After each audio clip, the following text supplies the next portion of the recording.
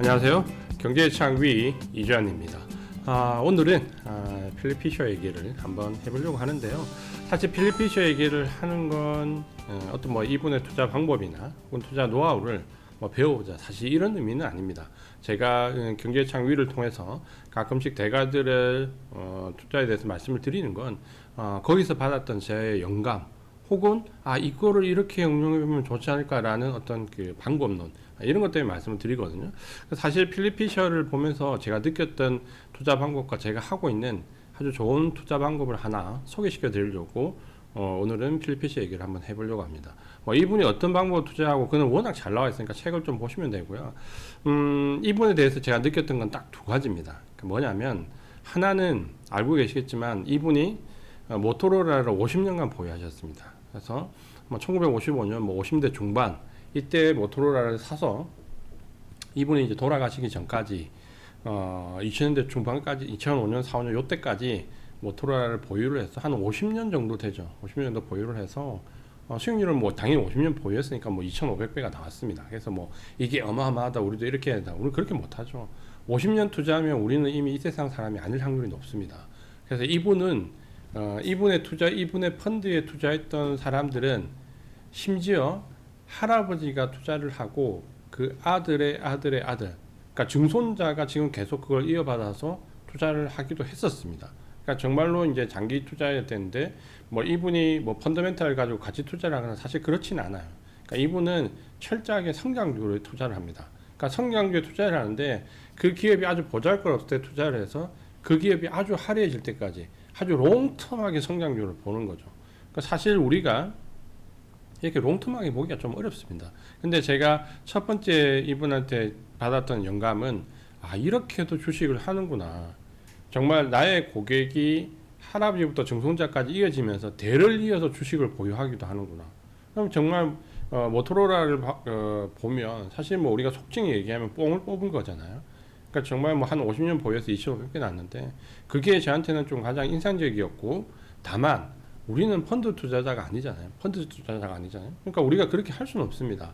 그럴 자금도 없고 50년을 가져가기도 힘듭니다.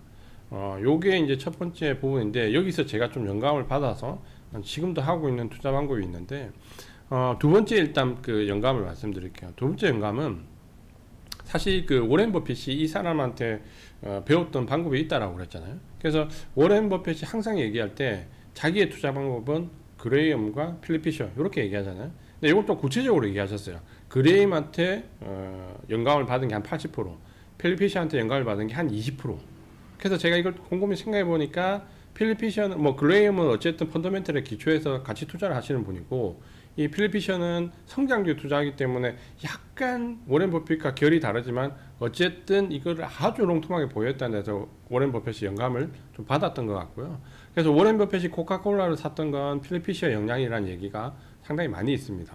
근데 이 필립 피셔가 또 한 가지 워렌 버핏에 준 영감이 뭐냐면 사람입니다. 그러니까 워렌 버핏이 강조하는 것 중에 하나가 경영진이잖아요. 근데 이 필립 피셔는 좀 어떻게 보면 약간 무모한 방법이 있습니다. 뭐냐면 우리가 그 성장률을 볼 때 정말 이 회사가 지금 보잘것없지만 나중에 어떻게 될 때, 지금 같으면 뭘 보나요? 그 사람이 속해 있는 섹터, 그리고 그 회사가 가지고 있는 기술력, 이 회사가 정말 계속 앞으로 성장할 수 있을까, 레벨업 될까, 이런 걸 보잖아요. 근데 필립 피셔가 강조했던 내용은 사람입니다. 사람이고 특히 경영진에 대해서 굉장히 강조를 합니다. 그래서 경영진이 정말 이 일을 할 의지가 있는가, 경영진이 직원하고 잘 소통하는가, 경영진이 투자자하고 잘 소통하는가, 경영진이 노동자들하고 잘 소통하는가, 주로 경영진의 문제. 심지어 마지막에 뭘 강조하냐면 경영진이 진실한가, 그러니까 이런 부분에 대해서 굉장히 강조를 하거든요.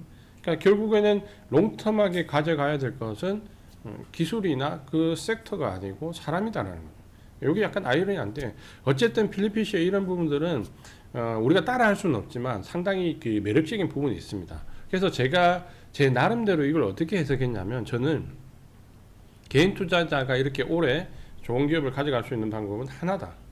적립식 투자라는 거죠. 그러니까 우리가 한 번에 많은 돈을 집어넣어서 50년을 버틴다. 못하죠.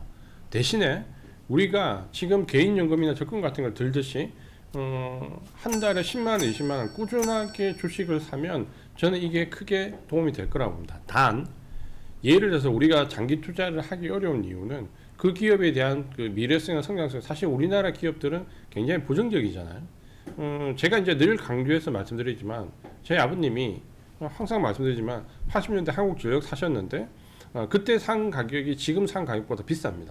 그럼 이럴 경우에 지금 40년 넘게 투자를 해서 어마어마한 손실이죠. 근데 그럴 수도 있지만 예를 들어서 우리가 적립식으로 좀 간다면 한 번에 사는 부담을 좀 줄일 수 있죠. 그러니까 이거를 내가 개인연금 들듯이 가는 방법인데 그러려면 어떤 기업 정도로 가야 되냐면 적어도 저는 삼성전자 정도를 사야 된다고 생각합니다. 그러니까 믿을 수 있는 기업이고 장기간 가져갈 수 있는 기업인데 또 성장성이 있는 기업이어야 된다는 거죠. 그럼 우리는 그 성장성이라는 게 단기간에 5G 폭발하고 2차전지 폭발하고 뭐 이렇게 단기간에 뭐 없다가 팍 폭발하는 게 성장성이라 생각하지만 저는 좀 생각이 다릅니다. 저는 삼성전자를 성장주라고 보거든요. 삼성전자는 지금까지 우리나라 제일 대표하는 기업이기도 하지만 사실 꾸준하게 뭔가 새로운 그 섹터에서 가장 강한 시장 지배력을 가지고 계속해서 나아갑니다. 지금 메모리 반도체, 시스템 반도체 쪽에서 좀 더딘 거는 제가 볼 때 그거는 삼성의 메인 잡이 아니죠. 그러니까 삼성은 어쨌든 삼성전자는 메인 잡인 메모리 반도체에 승부를 해야 되는데 그 메모리 반도체가 이제 막 좀 터널을 지났는데 사실 뭐 반도체 사이클을 제가 얘기하고 싶지는 않습니다. 반도체 사이클은 늘 있는 사이클입니다. 지금 이제 반도체가 조금 다시 바닥을 딛고 올라가는데 2019년도에도 그렇게 했고요. 똑같습니다. 다만 이 반도체라는 게 지금은 뭐 자율주행, 사물인터넷 그리고 최근에 나왔던 AI 반도체처럼 계속해서 이 성장성이 커져간다는 거죠.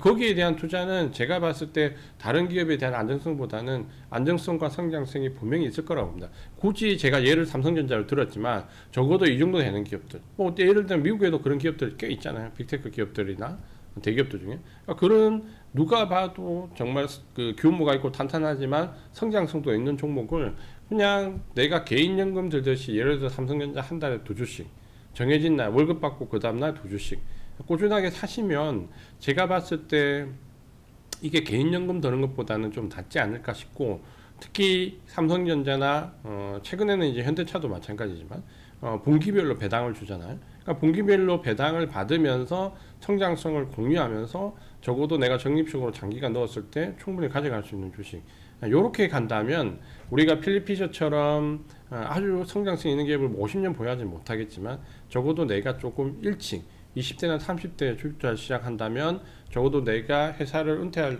혹은 어떤 잡에서 물러날 50대, 60대에 간다면 제가 볼 때는 국민연금과 함께 이 삼성전자를 꾸준하게 모아간 것이 큰 득이 되지 않을까.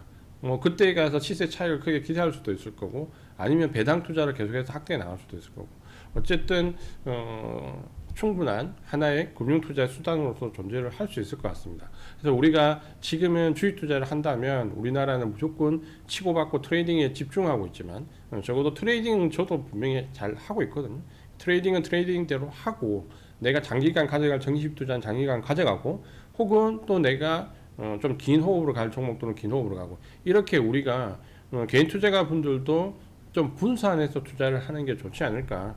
요즘은 제가 이 캠페인을 앞으로 제가 주식을 하는 동안 계속 할 생각입니다. 그래서 가까운 분들한테 계속 이걸 강조를 드리는데 요거를 좀 모범을 보이기 위해서 저도 새로 이거를 보여줄 수 있는 뭐 계좌를 새로 만들든지 이렇게 한번 해볼까라는 생각도 좀 가지고 있습니다. 그래서 오늘은 필피셔 얘기를 드렸는데요. 이 사람이 그 성장주를 그 아주 오랫동안 보였던 방법을 우리는 그냥 정식 투자로 좀 해보면 개인 투자로서 할 수 있는 이 정도 효과는 아니더라도 충분한 나중에 나한테 도움이 되는 금융 투자가 되지 않을까. 월급날 다음날 물론 썰물처럼 카드값과 비용이 빠져나가겠지만 그래도 삼성전자를 한 2주 정도씩 모아가는 게 어떨까. 오늘은 요 얘기를 꼭 드리고 싶었습니다.